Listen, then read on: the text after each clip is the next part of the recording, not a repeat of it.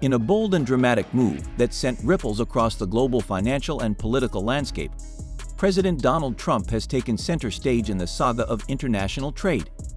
This time, his target is twofold: the European Union and one of America's tech giants, Apple.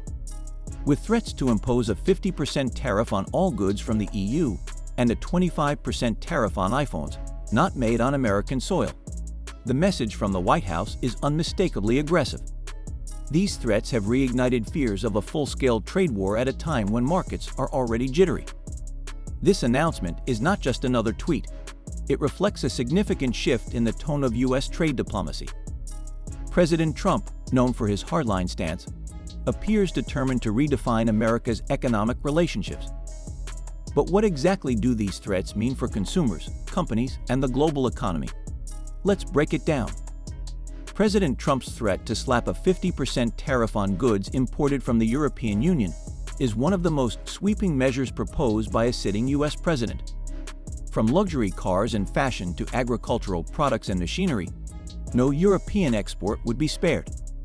The scope of this threat indicates a desire to rebalance the trade relationship with the EU, which Trump has criticized for being unfair. But the story doesn't end with Europe. Trump's gaze has also turned toward Apple, an American brand with global reach. The president has floated a 25% import tax on iPhones not made in the U.S., a move that could disrupt the tech industry. While Apple is headquartered in California, most production happens overseas. A tariff would result in higher prices for consumers, reduced margins for Apple, and shifts in the company's supply chain strategy. What makes these announcements even more consequential is timing. The threats were issued hours before high-stakes trade talks were set to begin between American and European officials. This strategic timing suggests that Trump is using these threats not merely as proposals, but as tactical bargaining chips. The president has favored brinkmanship, creating tension to gain leverage. By raising the stakes before discussions begin, Trump aims to pressure European negotiators to concede to demands. It's a classic art of the deal move, designed to unnerve the opposition and assert dominance. But whether this will lead to concessions or escalate tensions remains to be seen.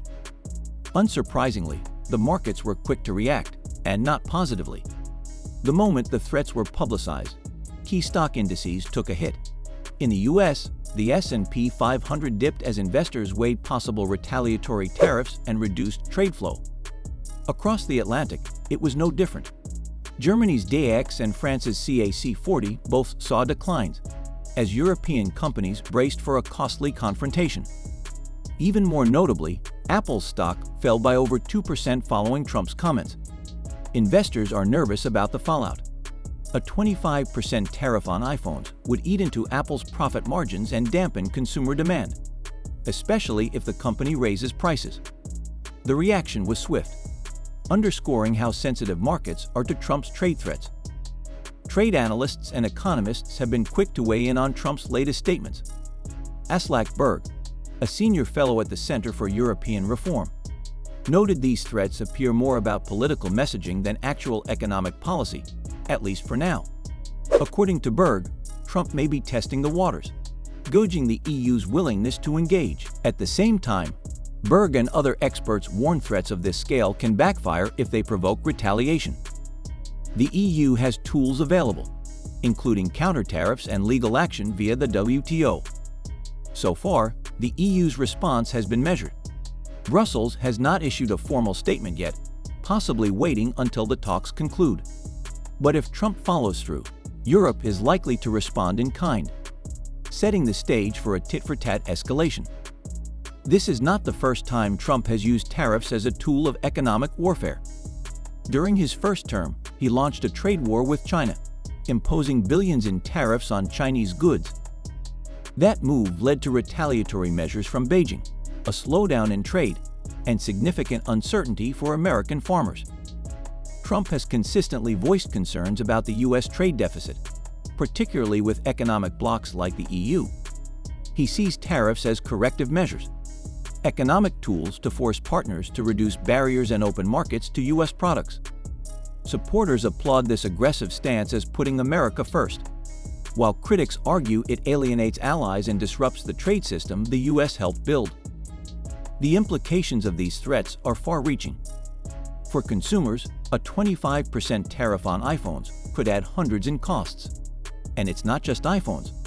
Other electronics and imported goods from Europe could see price hikes if the 50% EU tariff is enacted. German appliances to French wine could become luxury items.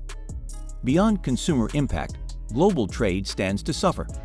Tensions between economies chill investment, innovation, and growth. If the US and EU become locked in a prolonged conflict, the repercussions would be felt in Washington, Brussels, and beyond. Other countries could be dragged into the dispute, forced to take sides or adjust their trade policies to adapt. To sum up, President Trump's threats against the EU and Apple have sparked concern and debate. With a 50% tax on EU goods and a 25% iPhone levy, Trump is signaling a willingness to disrupt trade norms in pursuit of fairness. These threats, timed before talks, seem part of a broader tactic, but one with risk.